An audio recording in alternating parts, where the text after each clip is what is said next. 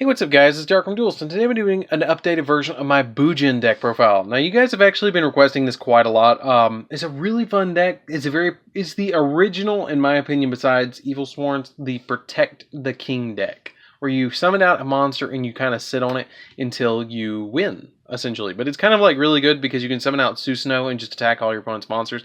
And I actually upgraded to Ultimate Rare Susanoos, which you guys want to. Right now, just a quick tip. These are only like $1.30, I think. I paid $1.30 for these on like Amazon. They're really cheap for Ultimate Rare Susanoos because the deck's not very meta right now. It's just kind of a good casual deck, but it's still really fun. Like, it's a really fun deck. I cannot emphasize enough. It's very cheap right now. So let's get straight on this, guys, and see what I'm playing. So don't forget to like, comment, subscribe. Tell me what you think of this deck down in the comments down below, and tell me what you guys want to see, and I'll read those comments definitely. So first off, we're going to be playing 3 copies of Bujin Yamato. Bujin Yamato's effect is that once per turn, during your end phase, you can add 1 Bujin monster from your deck to your hand, then send 1 card from your hand to the graveyard. So basically, a lot of your Bujin monsters, like your turtle, and your hare, and Quillin, and Centipede, and Sinyo, all benefit off of being in the grave. So you can send them to grave just off of your Yamato very easily. So that's why I play 3 copies of him, and he's the main star of the deck. I will go ahead and say, guys, that I do play Ties of the Brethren in this deck, so that's why we're playing the ratios we are of Mikazuchi and Arasuda, so just keep that in mind.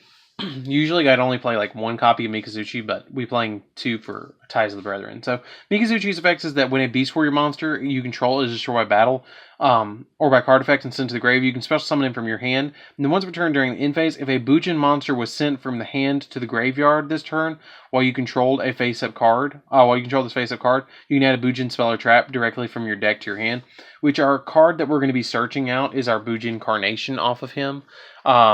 So that's going to be the only one that I'm going to search off of our Mikazuchi. Arasuda is going to be another one that we play 2 of in this deck. It actually combos very well with Harume. Arasuda's effect is that if a Bujin monster is in your graveyard or face up on your field, is banished, except during the damage step, you can special summon him from your hand and then face up defense. And then once per turn during the end phase, if a Bujin card was added from your deck to the hand, except by drawing it while you control this face-up card, you can draw an additional card and then discard a card, which is really good to dump your hand a little bit more. Then we play 3 copies of Harume.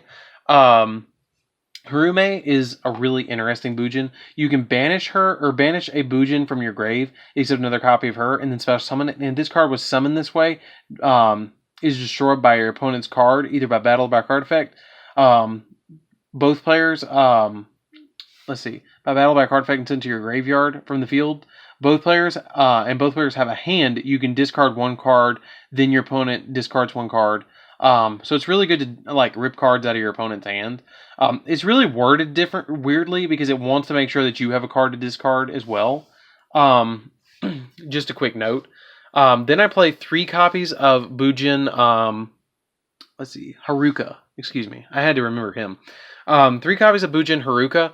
Haruka, he's basically a vanilla, but its effect is that you can banish it. Its pendulum effect is you can banish it from your pendulum zone, then target a Bujin XYZ monster you control to special summon from your extra deck 1 other Bujin XYZ monster using it as a material. It makes summoning your Amaterasu a little bit easier, which is this one. It makes it really easy to summon out Amaterasu.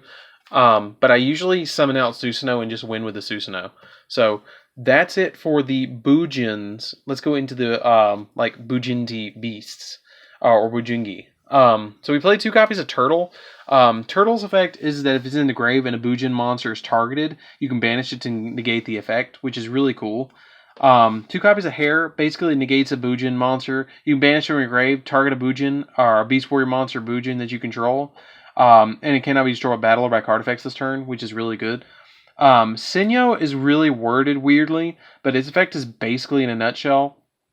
You can banish it when a Bujin monster goes into battle to make that Bujin monster gain attack equal to the opponent's monster's attack until the end of the battle phase, or until the end of the damage step. And if it does, all damage your opponent takes is halved. So that's something to keep in mind.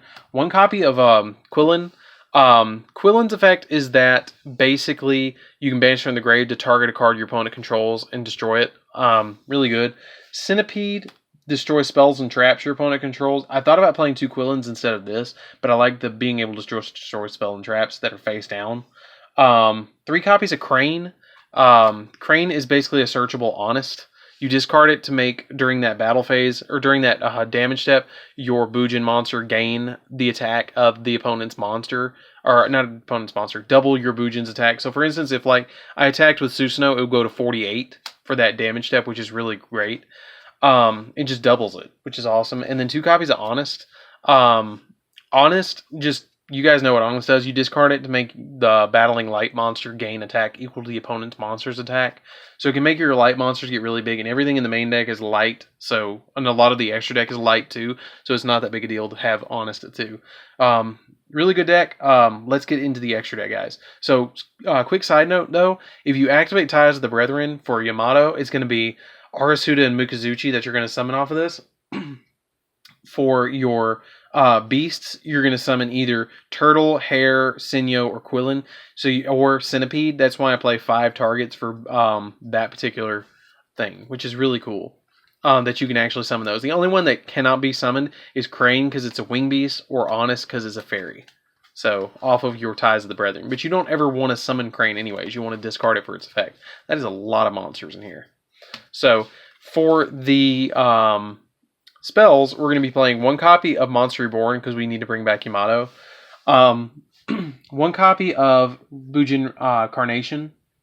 Its effect is if your opponent controls a monster and you control no monster, you can target a Bujin monster in your grave and one of your banished Bujin monsters, special summon them both. And then if you do immediately XYZ summon, you get to XYZ summon a Beast Warrior, or Wing Beast monster from your extra deck, which is pretty cool. Usually I just summon Susanoo right afterwards. 3 Ties of the Brethren, which is the best card in the deck right now besides Yamato. You pay 2,000 life points and target 1 level 4 or lower monster you control. For the rest of the turn, you cannot normal summon, or you cannot special summon monsters.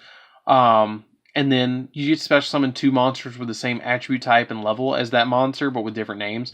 So like I was saying before, like if you summon Yamato and you target Yamato, you'll end with Mikazuchi and Arasuda on the field. You'll end with these 3, which, really cool fact. Really, really cool fact. This is Jaden from GX. This is Jaden, this is Chaz, and this is Bastion. This is Alexis. For you guys who don't know this, that's pretty cool. And this is Zane. Like, that's Zane. I thought that was really cool that they did that those are actually based off of those characters. And you can even see their hairstyles in each one of the cards, which is just really, really, really cool. And I absolutely love that.